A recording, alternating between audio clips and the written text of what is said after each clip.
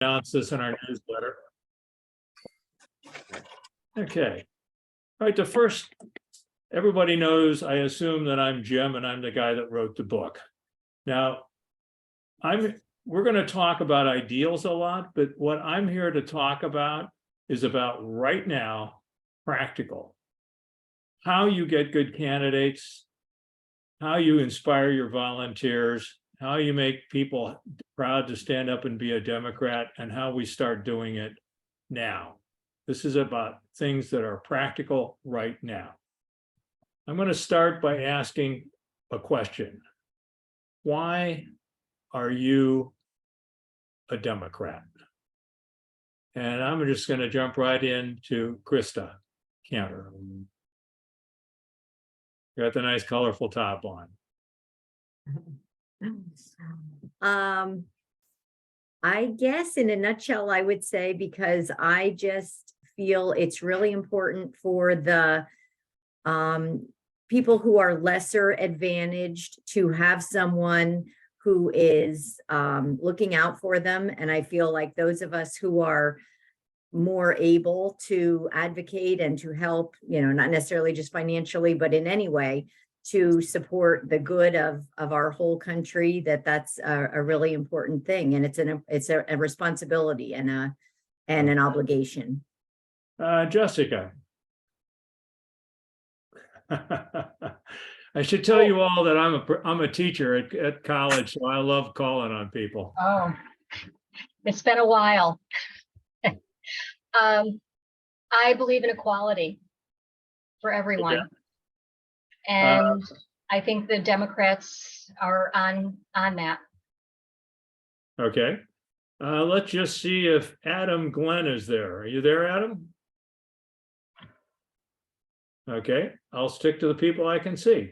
Dennis, why are you a Democrat? Am I on? Yes. Yes, okay. First of all, my parents were both IBEW electrical workers.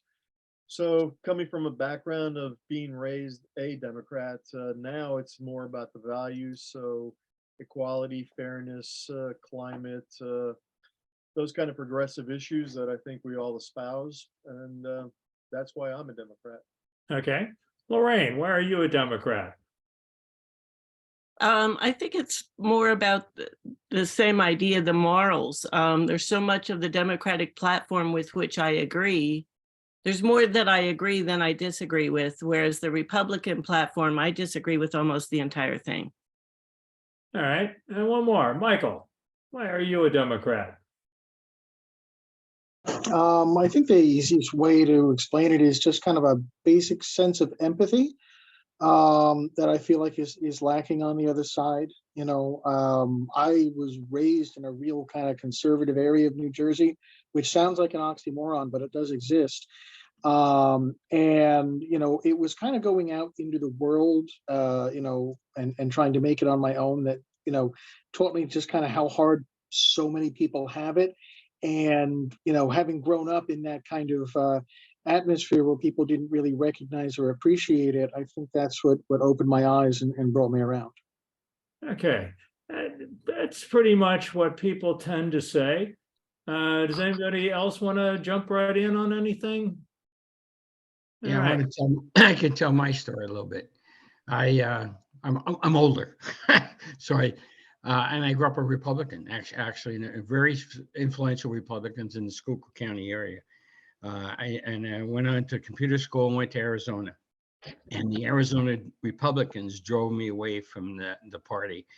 And I had problems with the Democrats, and because they were the Dixiecrats bothered me a lot. And in reality, their values, the Dixiecrats' values were terrible. And they became, they were Democrats, became Dixiecrats, and then they became Republicans. And the current Republican Party is run by the old Dixiecrats. And the values, their values is absolutely against my values. Am I fair to summarize by saying, people, that you're telling me you were Democrats because you want to help people and you want to make the country better?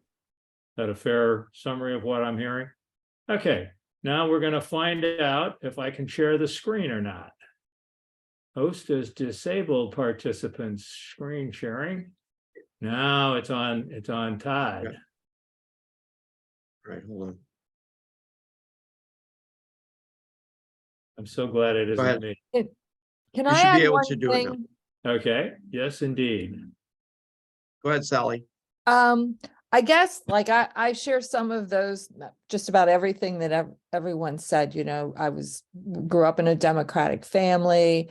I identify with those values, but I guess I'm always mindful that this whole country is basically a noble experiment. And right now, I think it's so much more these past, you know, particularly few years, how vulnerable we are as a democracy. And to me, that's why, you know, what you hear from the Republicans is everything that's it borders on fascism if it's not that. And so that's to me why it's so important right now to support Democratic candidates. You're stealing my speech there, Sarah. Well, Okay, sorry, I didn't mean to do that, but I'm just teasing you. okay. Let me throw something on the screen here. This is a dictionary definition of a political party.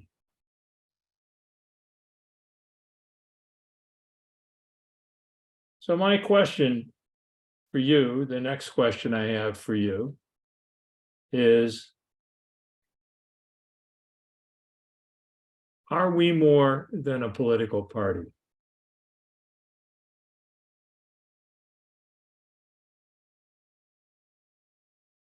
I want to say yes, Yeah. because of all the values that everybody was talking about. Okay, as a party, do we function as more than a political party? Mary? That's a good question. I don't know the answer to that. I would say, are we representing people? I hope we are.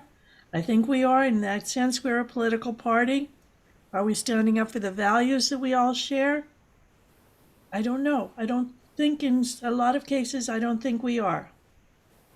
I think we have a lot to learn. Okay, Josephine, you got any thoughts there?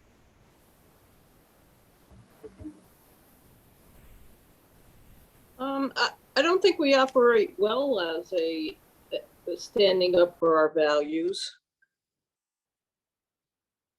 And we have good and bad in our party too. That is certainly true. I seem to have lost my own.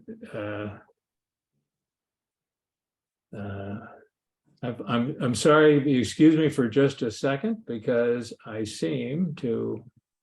There we go. All righty. Come back to Zoom and share screen. Sorry about that.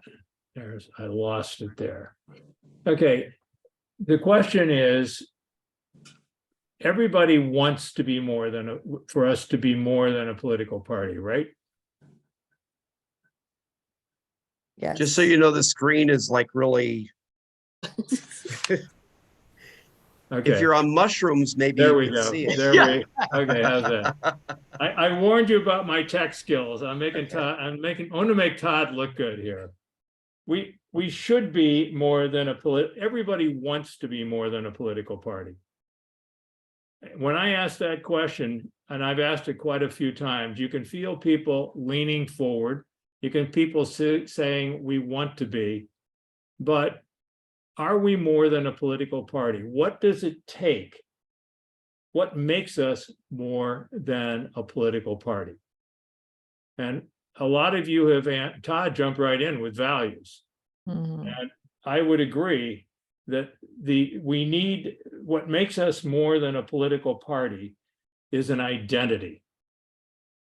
We have to have an identity. Now I'm going to try this again and we'll find out how good I am. Why doesn't it show? Okay, we may just have to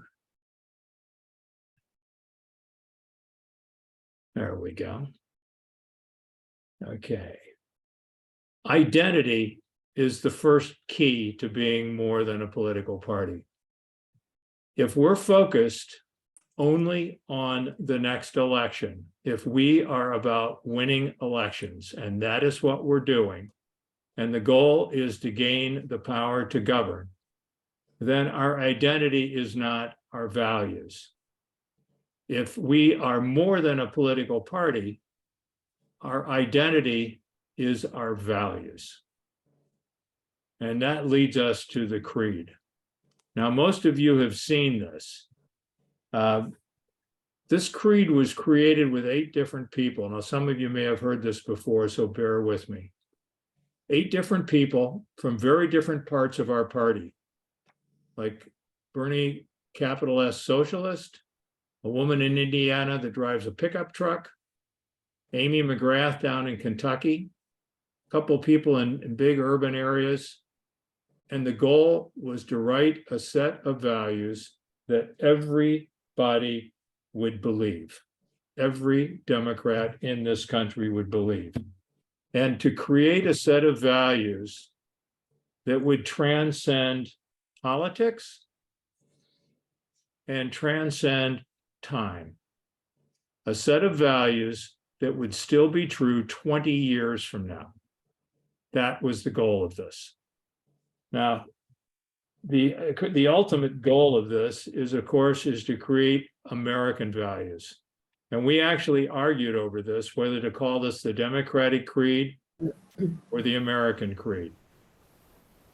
Now, let's look at the first one. Mary, can I get you to read the first one? Sure.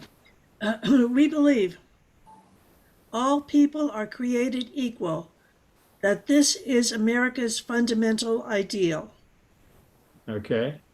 And the second one, Sarah, can I get you?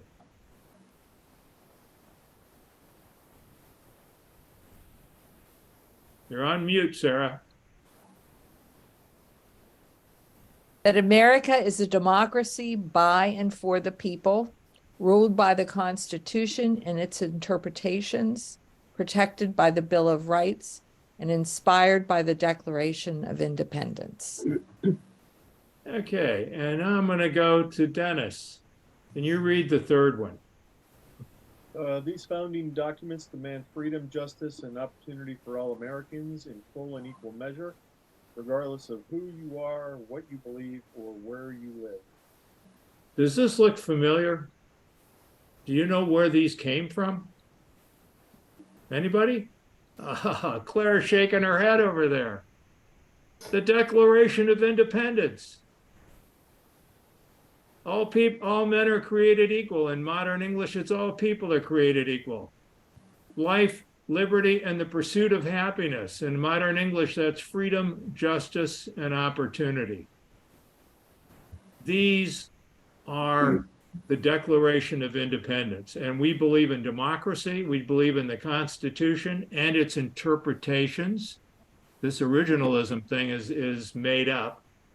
The Bill of Rights and the Declaration of Independence. The 4th of July is our holiday. The Declaration of Independence is the soul of the Democratic Party. And we need to understand that, and we need to take it back. I'm sorry, N. Bartush. I don't know what your first name is. My first name's Natalie. Natalie, would you read the fourth one, please? Sure. That the duty of government is to strive endlessly to make the ideals of freedom, justice, and opportunity a reality for all. And Joseph, Todd, can I get you to read the fifth one? That the purpose of the government is to protect our nation, defend our democracy, and to endlessly promote the welfare of each and every one of us. And the last one, which I love, Michael.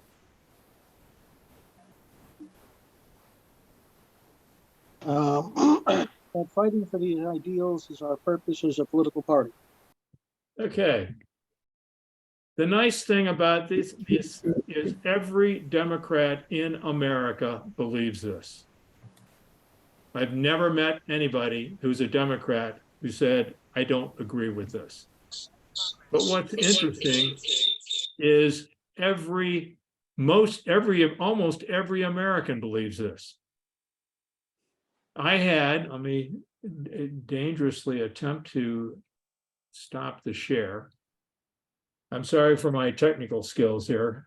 Todd will chastise me later. I don't know if any of you have heard me tell this story, but bear with me if you have. Early on, I was in a restaurant, a large Italian restaurant, with a bunch of supporters in Ohio. And at the end of the meal, I left the restaurant and there was a table nearby with 4 elderly proper ladies sitting there having dinner. And I walked by, and being a good Ohio boy, I stopped and said, I hope we didn't disturb you with our noise, because it was kind of enthusiastic. And the one woman looked up at me and made it very clear that she was a Democrat and her friend across the table was a Republican.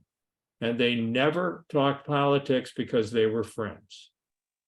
And then she immediately asked me, what was all that about? And I said, well, it was a book about the Democratic Party, but I said it was really about values, trying to back away from the conversation. And the Republican lady looked at me and said, I read your values. I was like, you did? And she said, yes, I Googled them. And she said, I agree with those values, but those are American values. And when she said that, I said to myself, this is exactly why we need to lead with this. This is how you convince people. This is how you bring them on board. We did a little fundraising about a week ago, and a Republican was involved in it somehow. And I got this email about blah, blah, blah, and do I fit in your party? So I sent the creed back to him and I said, well, how do you feel about this? And he said, well, I believe in that, but that's just words. So I sent him back the definition of opportunity. And I said, how do you feel about that? And he said, well, I agree with it, but it's just stupid because I hate immigration and I hate this and I hate that because they don't have values they can talk about. We do. And we have to make the identity our values. Now, let me try this one more time. Look at that. I'm getting better at it. Now, in the book, for those of you that have read it, we don't just put the creed down because we felt that you have to be a little specific. You can't be really specific because the point of this creed is that 20 years from now, it's still good. It's still true. You can pass this on to your kids. Look at what we have listed for opportunity. An equal chance to pursue your dreams, judged on ability and effort. Every American deserves the education that gives them that chance. A chance to work with dignity, to live without hunger or homelessness or lack of medical care. Is there anything you see on this screen you don't agree with? Is there anybody out there that doesn't agree with any of these? Now, the beauty of these is they don't say how we do it. And that's important. We don't say how we do it because policy, nobody agrees on policy. People in this room don't agree on policy, and you're all Democrats. We can't lead with policy when we're trying to convince people. We have to lead with our values because we own values. As Democrats, those are our values. The Declaration of Independence is our values, okay? And we stand for these things, and we have to make this our identity with Americans. We have to make even the Republicans who hate us say, well, that's who they are. Because then, aren't you tired of defending ourselves? Aren't you tired of having to have them throw insults and have to say, no, this is not true. Why are they saying that? We need to change the conversation. We need to make this conversation about us and our values, and then let the Republicans try to defend it. and they can't. I can tell you one thing I've learned. If you have a conversation with somebody where you actually listen, you ask questions, and you talk about values, no matter how it goes, in the end, we win. If you get anybody, independent, soft Republican, weak Democrat, to start thinking about these values, they will come over and agree with you. Now, which brings us to an interesting question. Who is the Democratic Party? Who represents us? Who stands as the Democratic Party? Krista.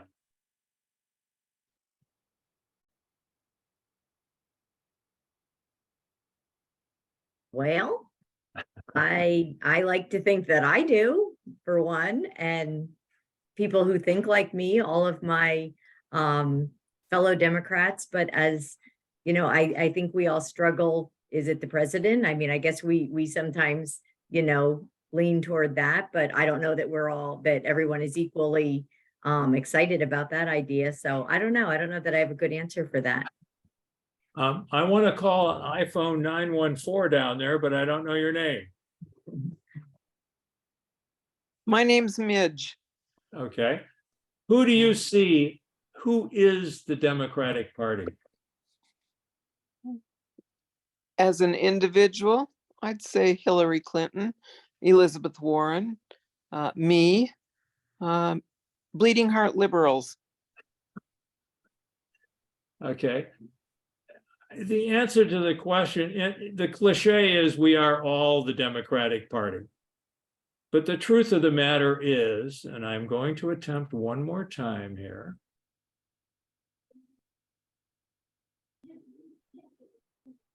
We aren't a person, we're an idea. We are our values. It isn't Joe Biden. It isn't Sharif Street. It isn't the county chair, and it certainly isn't me.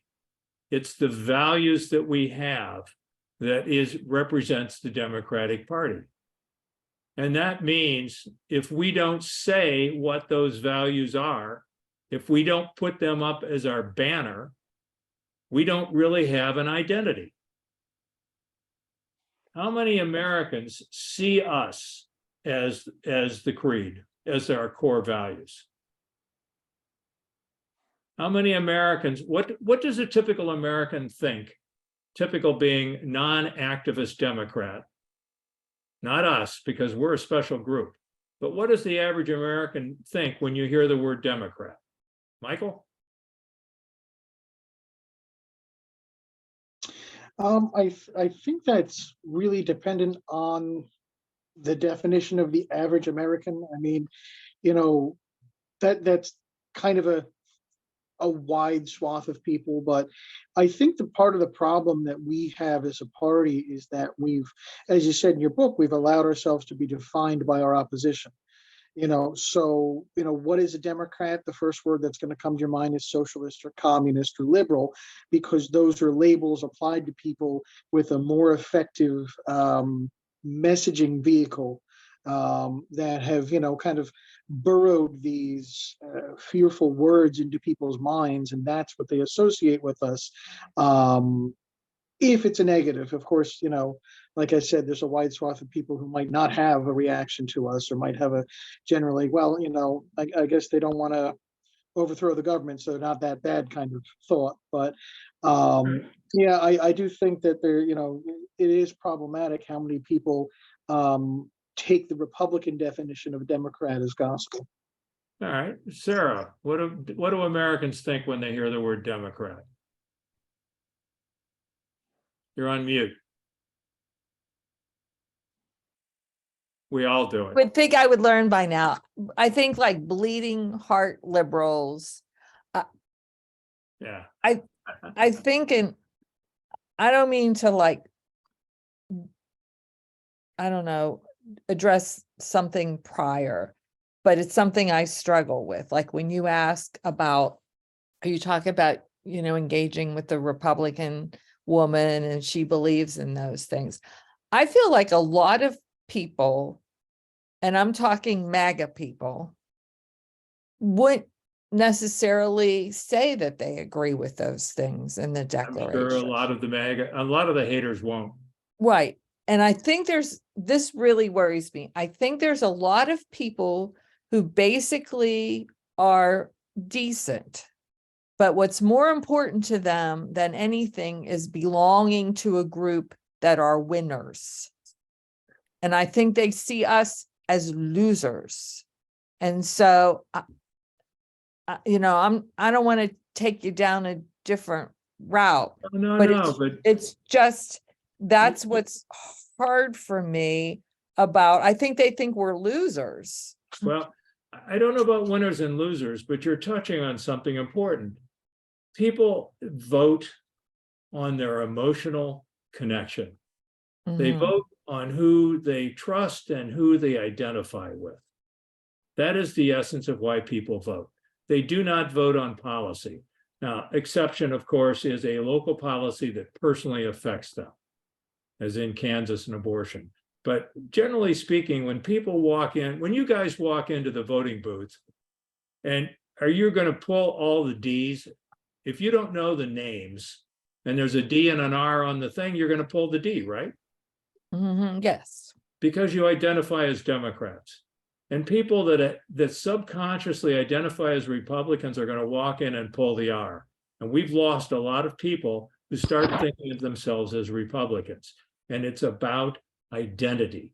And identity comes from your emotional sense of values and who you are. We need to reestablish that Democrats are the good guys, that Democrats stand for American values, and that Democrats stand for hope for the future. And to do that, we have to start by reclaiming our identity. And that's why we wrote a creed. And that's why it's so important that what you do with it. It's not what I do with it, it's what you do with it. Now, there's a second part that you have to be more than a political party. And here we go again. Look at that, I'm getting good at this. Todd won't have to give me any lessons here. You need a vision, okay? You need, whoops, sorry about that, wrong slide. You need a vision, something that tells the people that you stand for something more, okay? I'm gonna throw our vision up on the screen. A just society as long as it takes. That is a vision that will be true 20 years from now. It'll be true 50 years from now. Is there anybody here that does not want to see a just society as long as it takes? Is there anybody here that disagrees with that? Okay. The point of the creed and the point of the vision is to make this thing still true 5 years from now, 10 years from now, 20 years from now. All sorts of problems are going to come up. All sorts of policy arguments, all sorts of developments. We have to have a rock. Our identity has to be a rock that grows and stands there and is like the North Star that says, I don't know what to do, but I know that those Democrats believe in these things and they're trying to do the right thing. And so I'm inclined to vote Democrat. That's what we need to have. You know, stop and think about MAGA. You know, you got to admit, it's a really great acronym. When you think about it, it's not a slogan, it's not an acronym, it's an identity, right? It's something that means anything you want it to any number of people. If you hate Black people, then you're a MAGA person. If you're against gay people, you can be a MAGA person. It says it's anything to anyone. And that's why, on a positive sense, a just society serves the same purpose. It's an identity. We all want it. It's not specific. It doesn't say exactly what that is because none of us would agree on it. But it says the direction that we want to go is towards a just society. That we have these values and we have that direction.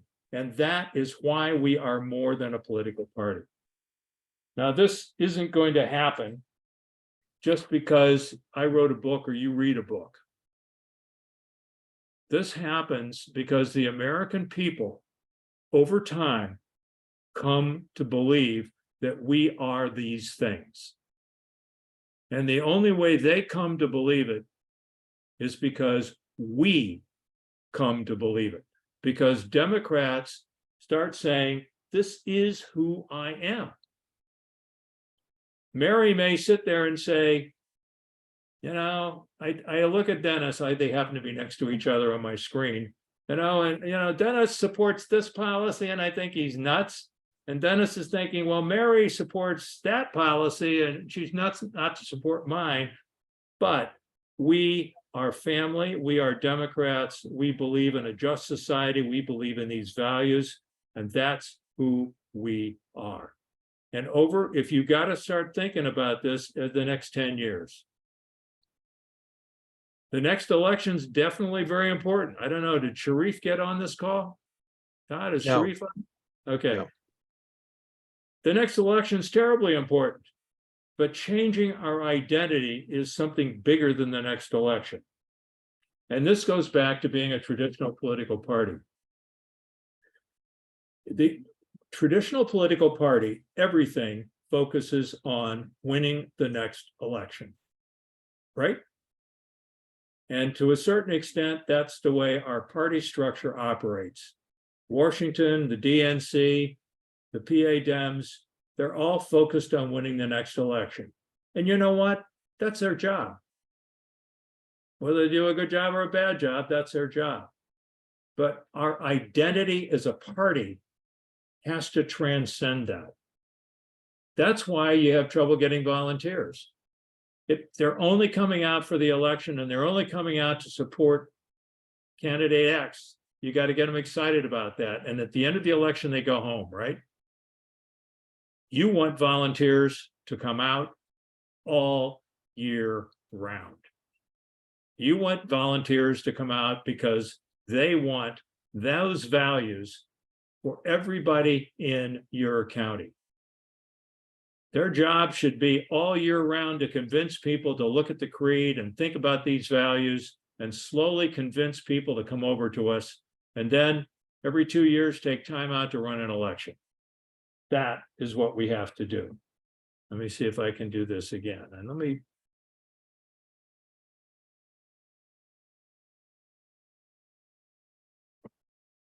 a lot of people get confused here.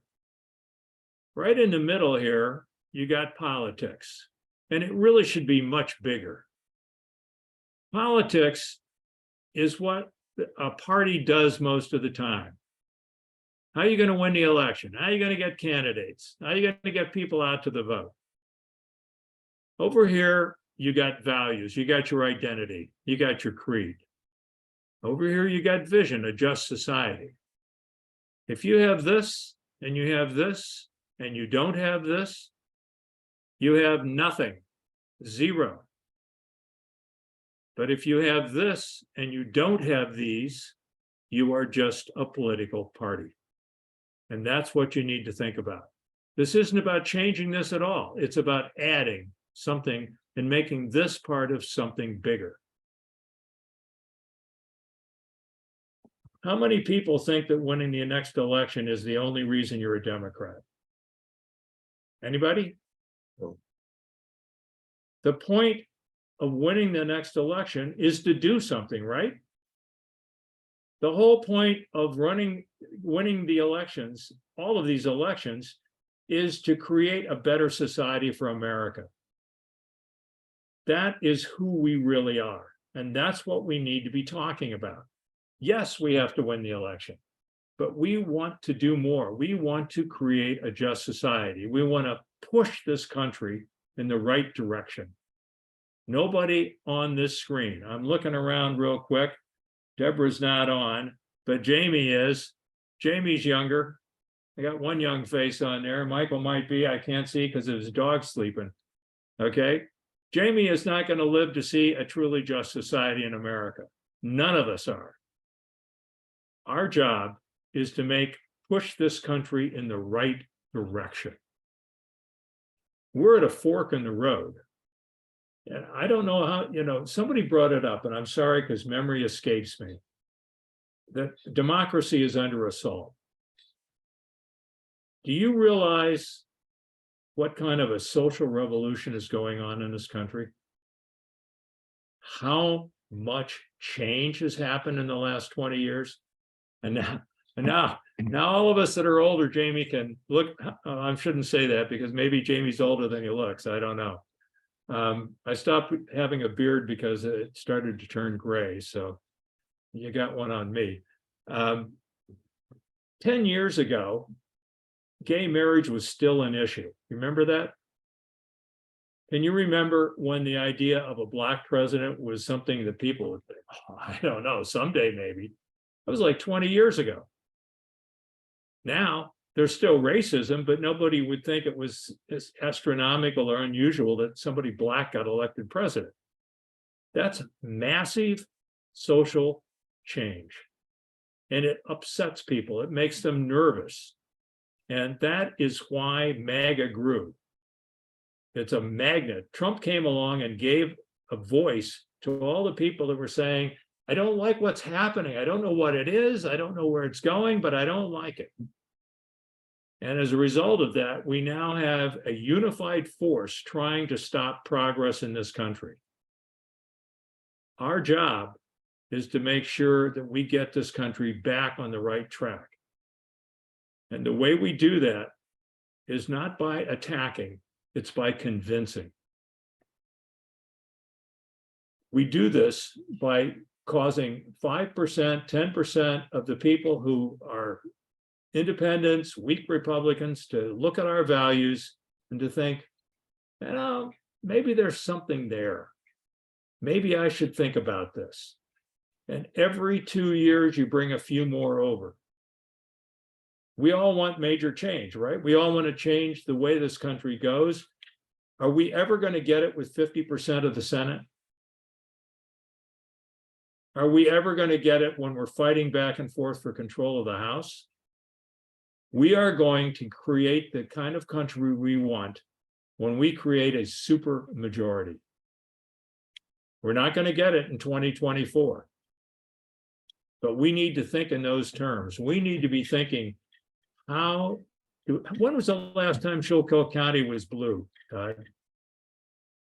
I don't think it ever was, or as I look back as far as I could, and I didn't see it, I'm talking 40 years I went back, and it was always red for the past 40 years. You're shaking your head, Mary? 60 years, more than 60 years. Yeah, I go back to the 40s, and it was always a Republican. Yeah, I agree with Evan. It was blue. It was very blue. What was the percentage that Biden lost by in Schuylkill? Do you remember roughly? I don't. Anybody? Significant. He's significantly low. We're about Are we talking 60%? It might have been two. Yeah. It might have been 60-40 or even 2-1. It was 2-1. Yeah. Okay. 2-1. Is Carbon County on? Yeah, Tina's on. Yes, I'm here. Do you know what the vote percentages roughly were in Carbon County for the About president? the same. We're outnumbered 2-1, 3-1 here. Okay. Now, Carbon County in the 50s was Democrat. Yes. Yeah. Yeah, and they had a senator a representative that was forever, and it's just more the last probably 30 years it started turning red, I think. And I put that down to a combination of brainwashing by Fox News and party leadership who neglected to grow the party. Yes. Okay, I'm Serena from Carbon also, and I'd beg to differ with you a little bit on that. If you recall, Keith McCall was elected and he was the Speaker of the House of Representatives as recently as 2009. And so we had at around that time, I think Keith saw the writing on the wall when he decided to resign, quite honestly, because we had a 5,000 Democratic plurality in the 2000s, as recently as that. And then it slowly began eroding. I believe there's a combination of things in terms of demographics.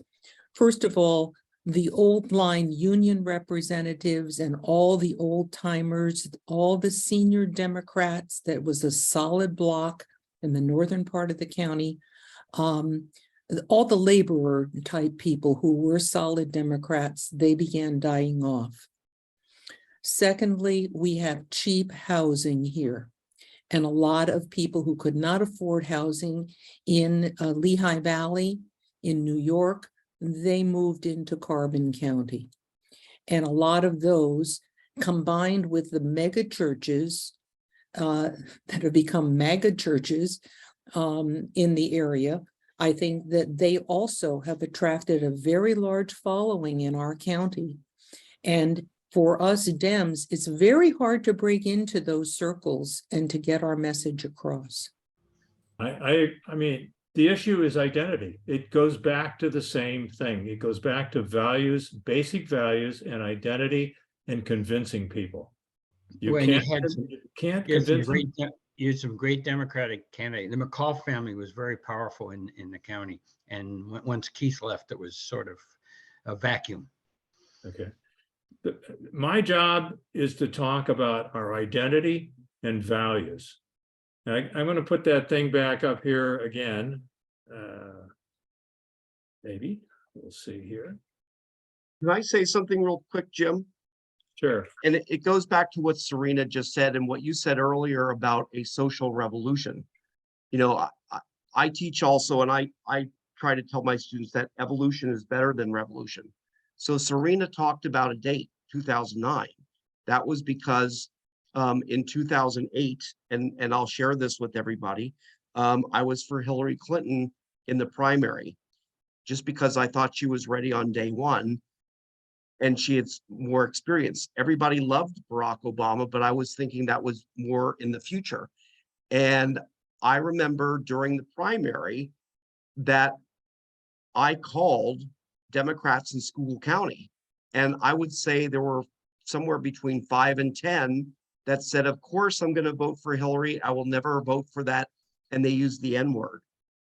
And I feared that John McCain might win because of that fear factor, you know, and so in 2009, or I should say 2010 is when you had that wave that created gerrymandering everywhere in the country because, you know, over 1,000 state legislative seats all around the country, plus I think we lost 70 seats in the House.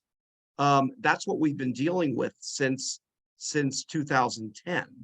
And I think it just grew larger with Donald Trump because he more or less gave everybody the permission to not whisper some of their feelings anymore. So we do have an uphill battle, but I think what I like about your creed is it does pertain, you can show that to a Republican and he should share those same values.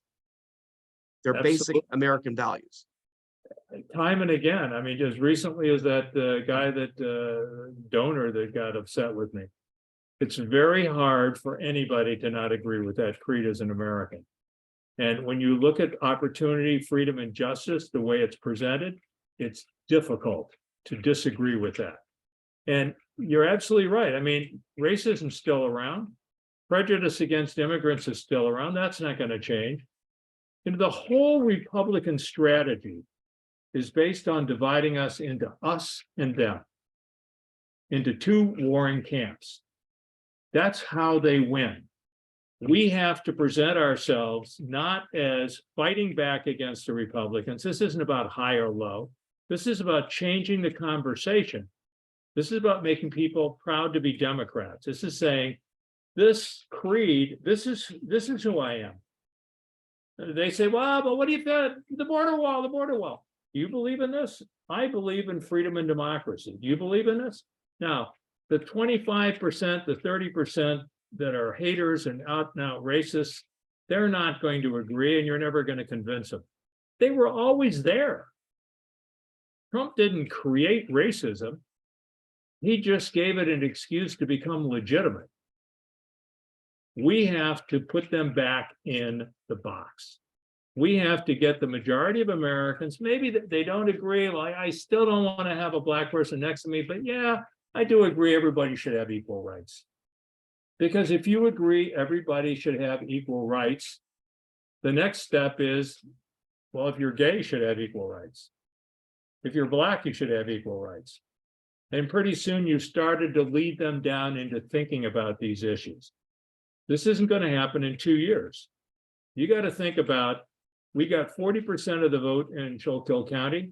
Can we get it up to 42%? Can we get it up to 44%? And in 10 years, can we get it up to 51%? This is what it means to be more than a political party. I got to tell you, if you were just a traditional political party, and I'm sitting in capital city, I'm sorry, my mind went blank. Harrisburg, sorry. If I'm sitting in Harrisburg and I got the money, and the only issue is winning in 2024, why should I give any money to Schuylkill? You're not going to win, right? And if that's the way you're thinking, tactical, how do I win the next election? That's what you do. But on the other hand, if you're thinking, I got a 10-year plan and I need to turn this state into a supermajority Democrat, then Schuylkill County becomes very important. Every vote becomes equally important. And if you believe in the creed, if you start talking about it, then it's going to affect everybody, including the people in Harrisburg. This is a bottom-up thing. There's a reason this book is not in the Kirkus Book Review, and it's not in the New York Times, and it's not being published by Simon & Schuster. It's meant for you. I didn't write that book for you. I wrote this book for the people you're trying to reach. The people that don't know much about politics, but wish they did understand. That's who this is actually for. So I have an ask for you. I'm going to answer questions if you got them. My first ask is for you to adopt the creed officially. Make it something that you stand for. This isn't the answer. It isn't going to change anybody because you, why adopt the creed? Why am I asking you to adopt the creed? It's if it sells 500 books, what do I make? $500? The reason to adopt the creed, first off, is for you to have a banner to stand under to talk to people. But the second thing is it starts the sense of identity. It starts people believing that this is who you are. It's going to take a couple of years to convince the Democrats around you that this is who we are. But then you can start convincing your neighbors and everybody else. So the first thing I want you to do is adopt the creed. The second thing I want you to do is carry that creed around in your purse or your wallet. I've got little business cards. I can't, our website has a bunch of things you can download for free. And we don't yet have the little business cards up there, but carry this creed around. And somebody get into a conversation, it doesn't say Democrat, it just says we believe. Just pull it out and say, what do you think of this? I saw this. Stick a bunch of it in the supermarket. Get people to read it and talk about it.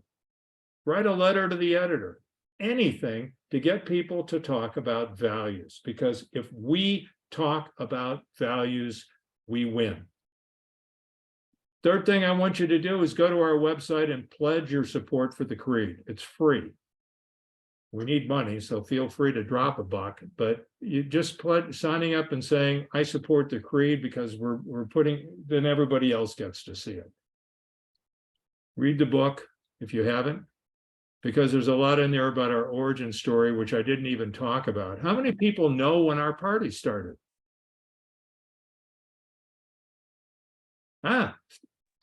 Michael does. Yeah, you read the book. Our party started with FDR, and I'm sorry, there was another organization called the Democratic Party before that, but it wasn't us. We were not segregationists. Now, our party started with FDR, but you could argue that our moral party started during the civil rights movement. We had to start facing up to things. And you can make a real argument that our real party started in the last 20 years as we started dealing with the real underlying injustices in this country. We're the pioneers for this stuff. You guys are the front line. You're the Marine Corps. You're the ones that have, hey, it's easy to give a speech. I can stand up here and speak forever and it doesn't change a thing. When you go out and talk to a neighbor, when you're sitting in Starbucks and you start a conversation and you say, what do you think of this? Have you ever looked at something? What do you think of this? And you get people to talk about that. That is the first step towards change. And it's you. And the last thing I'm going to tell you is that I know this now. After a year and a half of this, the counties are the lifeblood of the Democratic Party. It is not Harrisburg. It is not Washington. It's you guys. Adapting the creed, making this our identity is only going to happen at your level, and that's why I'm here talking to you and not trying to push this in Harrisburg. You people are the future and the present of this party. All right, I probably talked too much. That's what we are, and we will do anything to help you move this thing forward, to get more counties involved. If we get 20, 30 counties in Pennsylvania to start talking about the creed and saying, this is who we are, it will affect things. I promise you. It's already happening in Ohio. You guys are the front lines on this thing. So Jim, Schuylkill County is having our annual convention of precinct committee people on Sunday, April 23rd. Actually, Sharif Street is going to be one of the speakers there. And most of the people that are on this Zoom link are precinct committee people. So what I would like to do is to have a motion by, if anyone agrees with this, that we adopt the creed at the convention. And then this year, we're going to be dropping lit more than canvassing to help our county candidates as well as our state judicial candidates. And we're going to purchase those see-through plastic bags that hang on doors. So if we do adopt the creed, I was going to hopefully get a motion also to maybe print a double-sided rack card where the creed is on one side and the opportunity is on the other, because that will be our messaging that we want to drop off for everybody so they know what we stand for and they have it and they can hand it to other people. So it's more of a discussion, but that's kind of where I'm leaning at of where we're going. Anyone else agree, disagree that are PCPs on here? What did you say was on the other side of the creed? I think his message with the opportunities, right? That was another slide. Wasn't it the opportunities, or was it, what was it called? Well, there are already some things on our website that do have this. A couple of counties in Ohio have started using drops like that. Okay. Door drops. If you, in the book, after you read the creed, which is just the 6 basic statements, there's a list of what freedom means, what justice means, what opportunity means. And you could rotate them. You can do it any way you want. I mean, there are some drops that are already prepared, and if you prepare a new one, we'd love to put it up there for other counties to use. You had a slide though after the creed where there were opportunities or something. Yes. That's what I was thinking, because that was another shared value that everybody would be interested in those goals. So I was maybe thinking of having the creed on one side and that other slide on the other. We're happy to help you with any of that you want. Just let us know, Todd. It won't be an issue. Well, that's up to the precinct committee people. Have you thought at all about doing anything, like when you talked about MAGA being such a great slogan, which have you thought about a bumper sticker or anything? Like I just always wonder if you put money into printing. the We've small- thought about, well, we don't have any money. Okay, This is, a lot of this has come out of my own savings, so just bear that in mind. We're not a PAC. We're a 501c4 nonprofit, but legally, but it's basically a small group of supporters that truly believe in this and that are working to spread this out. We've thought about bumper stickers, T-shirts, buttons. We actually have buttons. You know what we really need? We need a Spanish language version of this. mhm. We need a Spanish language outreach person. That costs $8,000. Mhm. The problem is we don't have the money or the resources. All we have is you guys. Mhm. We have is you. I mean, frankly, my goal is when the Pennsylvania Democratic Party meets in the summer, we have enough energy and momentum going to try to get them to adopt the creed. Mhm. It's not going to change the way politics is run, but it forces everybody to talk about it. It forces everybody to think about our values, and that's all we can do. The rest of it's up to you.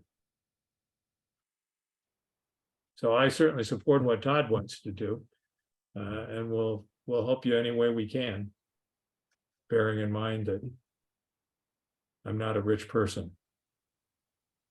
So it is 8 o'clock. Does anybody have any final questions for Jim? Thoughts?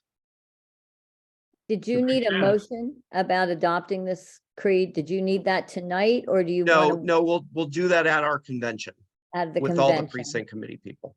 Okay, But and if we. but you if can we- make you can make that motion at the I will. convention. So I do have a question. If we do this, if we adopt the creed, you have to give credit to who actually wrote the creed, right? No, you don't have to. No? Well, Okay, I would certainly request you to say where it comes from. From Yeah, Dems that's it. 101. yeah. You don't need to mention me. I don't care. We will do that. Okay, Anything in the book and anything in the creed is free to use. There are no copyright issues. This is And I about think spreading an idea. a great bumper sticker is simply, democratic vision, a just society, as long as it takes. I mean, you said that, I wrote that, I was like, damn, that's good. I love agree. it too. And if you want to set up a bumper sticker and sell them, we're all for it. I'm not that brave. Well, you do understand that there's a business side to all this. Even, when we went to publish this, I'll tell you a story. We went to publish this book. What publisher is going to publish a book and not make much profit? We decided we had to make it paperback. It had to be small, so it's easy to read and not intimidating, and price it cheap so people can buy one for their friends. Guaranteed not to make money. So what commercial publisher is going to handle it? Nobody. So we had to create a publishing company. We had to figure out how to do it. That's a professionally done book. Mhm. And it all takes money. We'd love to do bumper stickers, but then you have to set up a store. We already sell the books, but we'd have to set up how to print it, design it. Go for it. Claire, the bumper sticker lady. She'll get it done. Go get anything done. Anything that makes people think about values. It's not democratic values, it's American values. They need to connect the Democratic Party and American values. When the majority of Americans connect those two things together, we will have a supermajority. It's that simple. And you guys have to carry the water. You got to carry, this convention that Todd's talking about, you guys got to show up and you got to talk the talk. And that's what counts. Any other questions? My favorite food? Any basketball fans out there? The brackets are blown. Hopefully any Sure. 76er fans out there? Yeah, they're doing well. Jim, what do you teach? English. Well, English. I used to teach English as a second language at New York University. I did Okay. it for 35 years, and then COVID wiped out my entire department. Kind of ironic because I started writing this book almost literally when COVID started. So my entire teaching disappeared. I stayed in my apartment for a year doing nothing but writing this book. And then COVID lifted, and then I started going out and talking to people. That's been my life. Sadly, that's not a unique story as far as COVID wiping out departments, but there's a book that I read in grad school. It's called Suburban Warriors.